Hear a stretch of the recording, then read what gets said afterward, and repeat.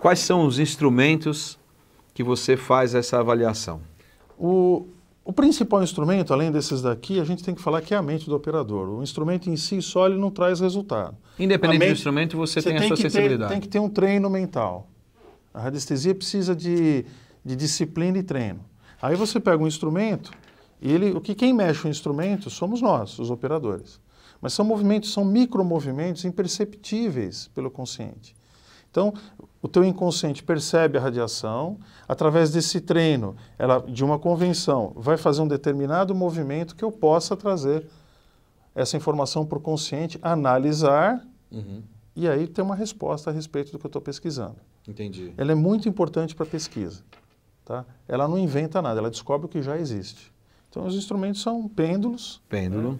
O pêndulo é um desses instrumentos. Vários tipos de pêndulo. Alguns pêndulos, por exemplo, esse pêndulo é um pêndulo que a gente chama de pêndulo testemunho, né, do Abade Mermet, da França, que inventou esse pêndulo. A gente abre ele, coloca alguma coisa pela qual você está procurando. Por exemplo, eu quero procurar ouro. Aí eu ponho uma amostra desse ouro aqui, né? Entendi. E aí saio procurando ouro. Quando ele encontrar a frequência nessa convenção que eu tenho, ele vai girar nesse movimento e falar, olha, aqui tem... Então, essa ferramenta foi um radiestesista que desenvolveu. Isso, um francês, um Abade. E ele vira, então, referência na história. Isso. O Abade Mermet é uma das grandes referências da radiestesia francesa, que é um dos nossos principais berços da radiestesia. Né? Ela teve a origem na China, depois foi para o Egito, depois na França teve um expoente grande de pesquisadores que colocaram a radiestesia num patamar melhor. Dentro da história, qual a época que você acha que a radiestesia teve mais influência? Ou você acha que isso está para vir ainda e agora é o momento? Olha, eu diria que, Marcos, você sabe que de uns 10 anos para cá, a radiestesia ganhou um cunho muito importante, que é o cunho científico, principalmente em Cuba, através de um geofísico chamado Leodegário Lufrio Dias, que depois de 14 anos de pesquisa dentro da universidade, conseguiu provar para a ciência que a gente tem biosensores para essas radiações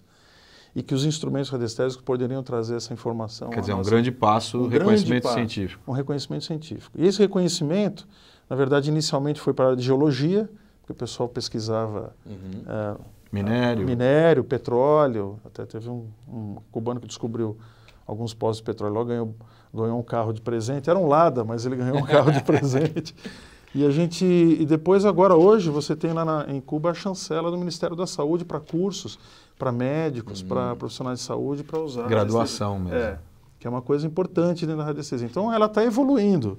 Aqui no Brasil, nós temos grandes radiestesistas, né? Assim, a associação tem profissionais de todas as áreas, em todos os níveis, e tem dado bastante resultado.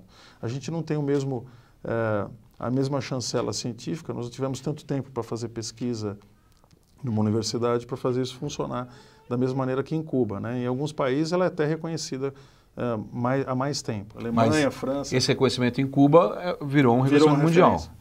Lá, inclusive, em Cuba, nós em 2000 criamos a União Científica Internacional de Radiestesia.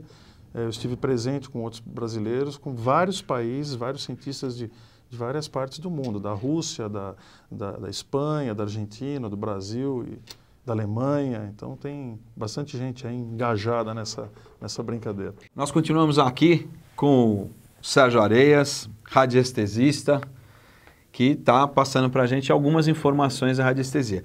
Ele trouxe aqui, além das ferramentas, antes de você mostrar os outros aparelhos, se você me permite, uma coisa muito interessante que o Sérgio trouxe foi um pêndulo que a gente já falou no bloco anterior, que é uma das ferramentas de avaliação, né, que você faz, depende do quê? Ou de saúde, ou de ambiente, da energia, né?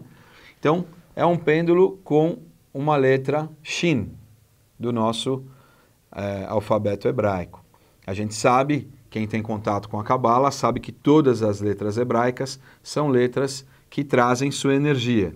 E o Sérgio falou uma coisa interessante, comprovando essa base da Cabala, que não é só por ser uma letra milenarmente antiga, porque a letra chinesa não funciona assim. No mesmo princípio, não.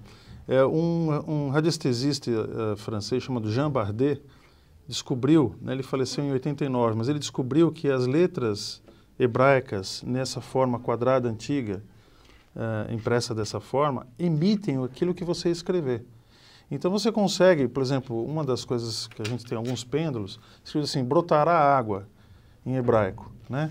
Mas tem que escrever em hebraico. Tem, nessa aqui? Nessa aí. Tem que escrever em hebraico. Aí a pessoa vai andando e quando ele girar, é a convenção que você faz. Quando ele girar, vai brotar água. Aí, veja, há alguns requintes. Pode ser uma água, pouca água, pode ser muita água, pode ser uma água potável ou não, mas aí você vai fazer uma outra análise. Mas você pode usar... Aí é uma sintonia fina que você vai fazer, Isso. mas achou a água. Mas acha a água. Quer dizer, então ela tem uma qualidade de emitir aquilo que você escreve.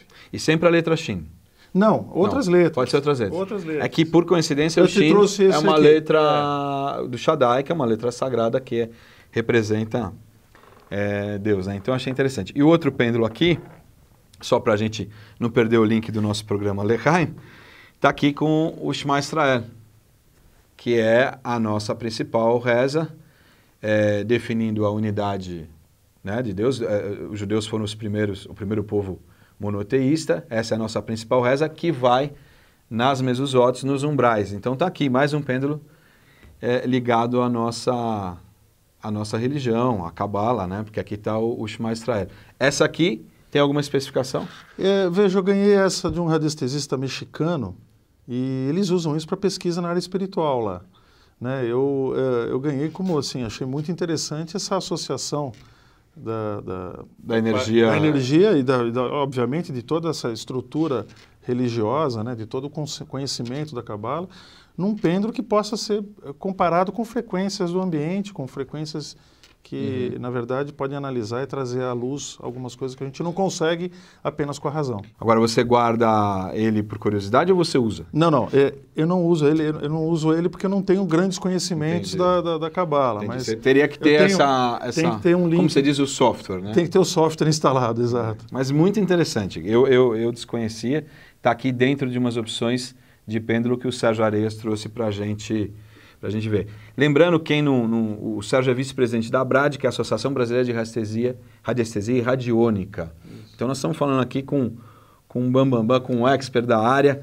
O Sérgio já apareceu em vários programas, né, em várias emissoras, trazendo esse assunto super interessante. Esse outra ferramenta que é o Aurameter, né? Sim. Para que você mede a aura? Isso, a aura na verdade, ela pode, assim, é um instrumento bem sensível, um oscilador, né? Então a gente tem aqui, por exemplo, a facilidade de medir campos bioplasmáticos em volta da pessoa e a facilidade de encontrar pontos de fuga de energia, né? Então se a pessoa tem algum problema em alguma área, você faz um scanner, na verdade, com isso aqui. Eu uso muito para detectar problemas de coluna, né? Porque às vezes o problema de coluna... algumas subluxações, algumas questõezinhas que, por exemplo, a acupuntura pode ajudar, a quiropraxia pode ajudar. Então a gente já localiza um ponto, e às vezes é um ponto de dor, é um ponto de problema, então facilita muito o uso do Aurameter. A pessoa vai se consultar com você, você localiza um problema, aí ela vai no médico e confirma? Pode confirmar. Se houver um problema físico, ela pode confirmar com exames, com essas coisas assim. A aura o que é?